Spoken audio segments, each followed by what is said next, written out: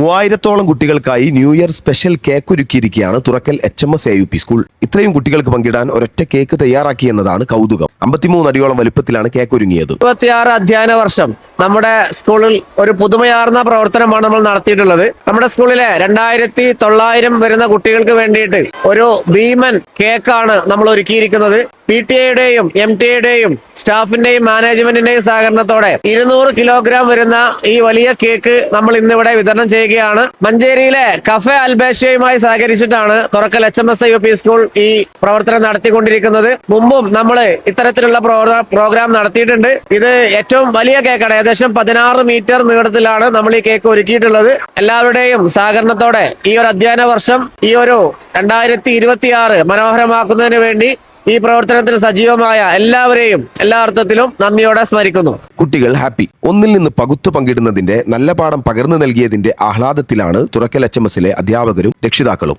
തുറക്കലിൽ നിന്നും 93 കേരള.